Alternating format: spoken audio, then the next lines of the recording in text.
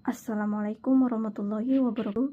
Kami dari Universitas Negeri Makassar, Fakultas Ekonomi dan Bisnis, Prodi Pendidikan Ekonomi dari kelas B, akan mempersembahkan video presentasi dari kelompok 7 pada mata kuliah Teknologi Informasi dan Komunikasi. Sebelum masuk ke materi, izinkan kami memperkenalkan diri. Yang pertama, saya sendiri, Rizna Amelia. Selanjutnya, Andi Musdalifah Syakir, Fitra Farisa, Melani Artamevia, dan Aditya Febrian. Kami dari kelompok 7 akan mempresentasikan materi dengan judul Integrasi Perangkat Web Pemanfaatan dalam Pembelajaran. Assalamualaikum warahmatullahi wabarakatuh. Perkenalkan, nama saya Aditya Febrian. Materi yang pertama adalah pengertian pembelajaran berbasis web. Secara terminologi, web atau situs web ialah gabungan laman situs dan dokumen yang tersebar di banyak perangkat elektronik. Server yang berlokasi di seluruh situs dihubungkan.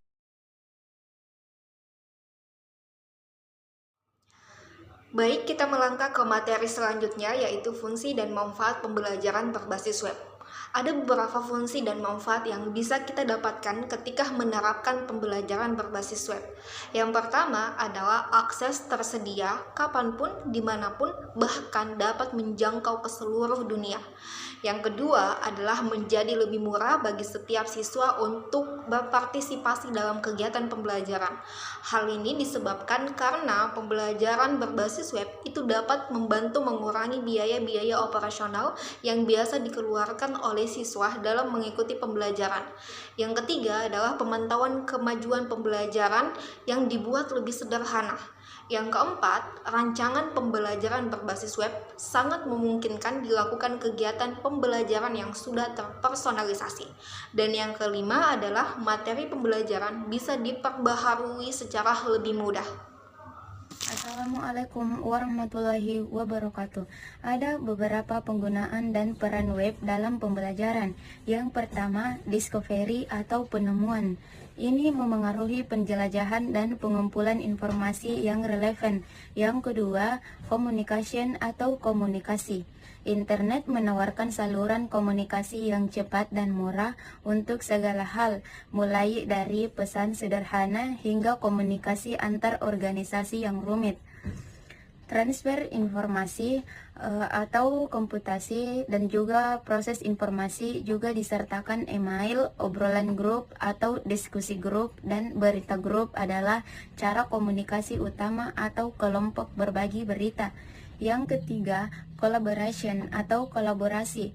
Berbagi layar atau pertukaran sumber-sumber informasi yang menyediakan akses ke server yang masing-masing disesuaikan dengan industrinya masing-masing. Hanyalah salah satu contoh dari satu serangkaian fitur usang namun masih berguna yang sedang digunakan. Sekian dari saya. Assalamualaikum warahmatullahi wabarakatuh. Materi selanjutnya yaitu kelebihan dan kekurangan pembelajaran berbasis web. Kelebihannya yaitu yang pertama, e-moderasi adalah layanan yang memungkinkan siswa guru untuk berkomunikasi dengan mudah melalui akses internet biasa atau kapanpun. Tugas komunikasi selesai terlepas dari waktu, tempat, atau durasi.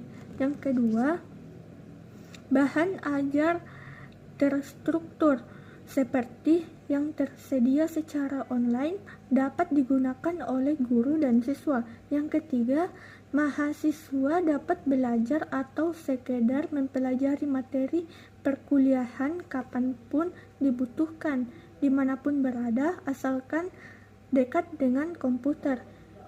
Yang keempat, jika seorang siswa membutuhkan informasi tambahan terkait materi yang diajarkan, dia dapat memperoleh akses internet yang lebih mudah. Yang kelima, baik siswa maupun guru, Anda dapat berdiskusi di internet dengan banyak orang, menambah pengetahuan dan memperluas wawasan Anda.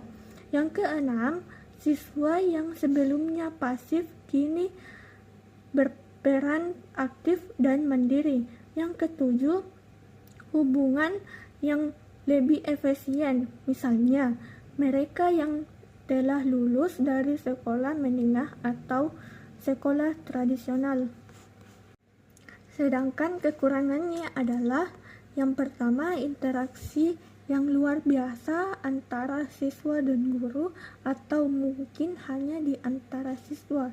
Yang kedua, kecenderungan untuk mempromosikan pertumbuhan bakat komersial atau bisnis sambil. Yang ketiga, pendidikan yang berpusat pada siswa adalah tujuan proses pembelajaran. Yang keempat, sekarang disorot bahwa pendekatan pengajaran tradisional memiliki kelemahan selain belajar tentang teknik instruksional berbasis TIK. Yang kelima, murid yang tidak memiliki keinginan kuat untuk belajar akan terus bertambah buruk. Yang keenam, tidak semua lokasi memiliki akses ke internet.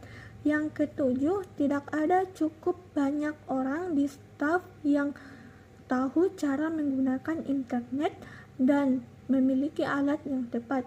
Dan yang kedelapan, jumlah orang yang memahami bahasa program komputer menurun. Materi selanjutnya adalah bentuk pembelajaran berbasis web.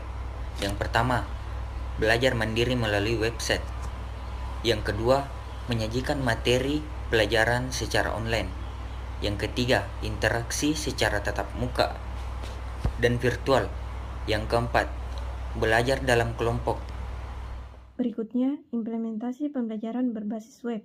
Yang pertama, nyatakan dengan jelas tujuan pembelajaran untuk setiap tugas, berikan instruksi yang jelas, tentukan perilaku dan respon yang diinginkan, pastikan siswa memiliki keterampilan yang diperlukan untuk menggunakan komputer dan perangkat pembelajaran lainnya.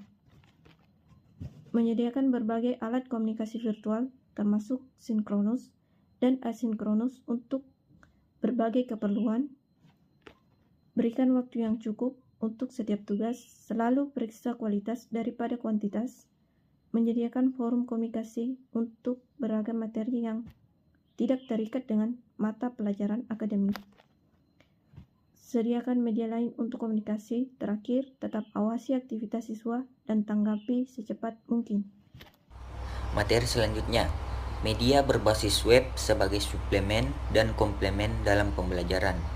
Yang pertama, saya akan menjelaskan media berbasis web sebagai suplemen.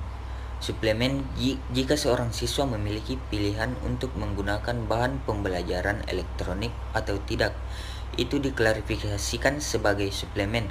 Tidak ada persyaratan atau menyediakan siswa dengan akses ke bahan ajar elektronik dalam situasi ini. Komplemen ini disebut sebagai memiliki fungsi pelengkap ketika materi pembelajaran elektronik dirancang agar sesuai dengan materi pembelajaran yang dipaparkan siswa di kelas. Terima kasih. Baik, sekian presentasi dari kelompok 7. Jika ada kesalahan dan kekurangan mohon dimaafkan. Kami mengucapkan banyak terima kasih telah menyimak video sampai akhir kata. Wassalamualaikum warahmatullahi wabarakatuh.